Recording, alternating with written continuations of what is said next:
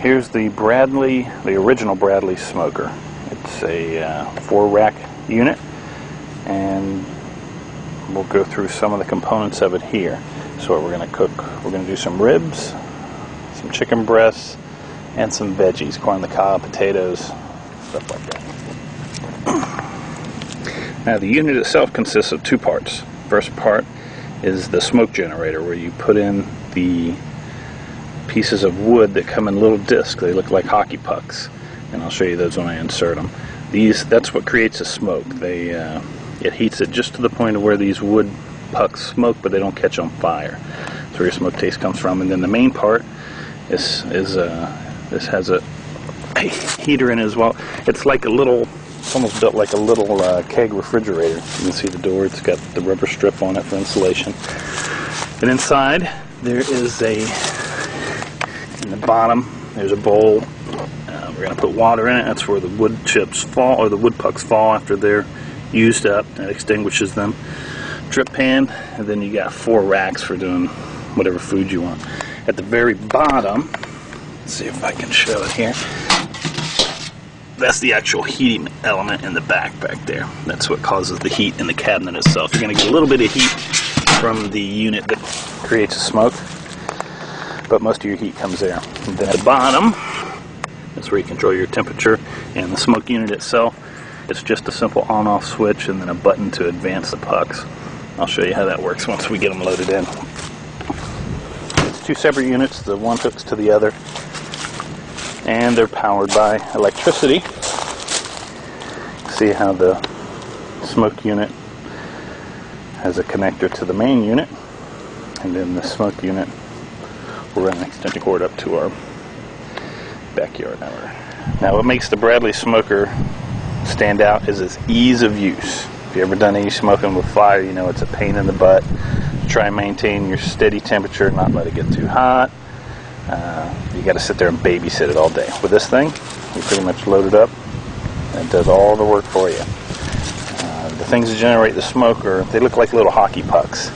Here's a box of what the mesquite looks like, and they come in these little packs like this. And here is a little hockey puck. Basically hickory wood that they've looks like chipped up and then pressed together with some method. And this is what generates all that magical smoke. Now each puck will burn for approximately 20 minutes, or smoke for 20 minutes. So what you do is this long piece standing up is where you load your hockey pucks in. So you're going to do one for every 20 minutes. I'm going to do a bunch of ribs and all kinds of stuff today. So I'm going to put in about 4 hours worth of smoke. Basically, it's that easy. Just put it in there, and then when we turn it on, I'll show you how it feeds. Alright, I got 4 hours worth of pucks in there. You have to load 2 extra ones, because as you'll see, the tray that feeds them in, you need 2 of them behind it to push the pucks on.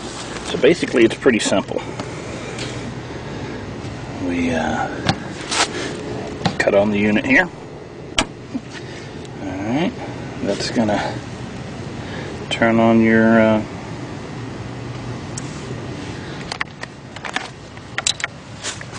smoke generator, and then let's see if we can get some video of it feeding on there. We're going to advance a briquette here. We're going to press this button to advance. Let's see if you can see them coming in. Alright, see, there's one. What you're trying to do is get it on that very end piece right there. That's where the actual burning unit is. So we're going to advance it. Another one.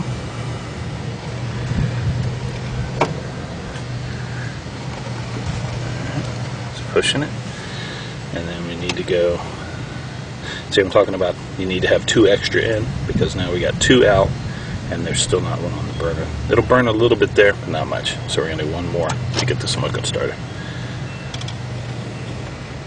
Just press that button again. You can see they just dropped, and here we go. Alright. Should start producing smoke in probably 5 to 10 minutes. Alright, here's our ribs. We got 2 racks worth, and we've already rubbed them with a little rub that my wife, her little secret rub mix, and put them in the fridge, let them sit overnight, and we let them sit out for about an hour to get room temperature. Transfer them to the racks here and then put them in the smoker. Alright, smoker part's been running maybe 5 to 10 minutes, and I don't know if you can see it, it's starting to get a little windy out here, but we're already getting some smoke out of the top of the smoker. I'll open it up here in a second. What you may have to do, each shelf in the unit is 11 by 14, so if you got full racks of ribs, you may end up having to split them and put them on there. You can cut them in half and put them on there side by side, which is what I've done in the bottom 2 racks. Let me show you here. See all that smoke coming out? Let's see if we can get a... Yeah, you can see the bottom puck down there. It's already starting to smoke. And see, there's the ribs. I've already split them. You want to put them on your bottom 2 racks so they get close to the heat, because I'm going to cook them at about 200 degrees for 5 to 6 hours. That's the plan. And that's a good thing about this thing. You set it. Once you get your temperature set, see, we're not up to 200 yet. We're going to just leave it alone. I'm going to go prep the rest of the food and throw some chicken on.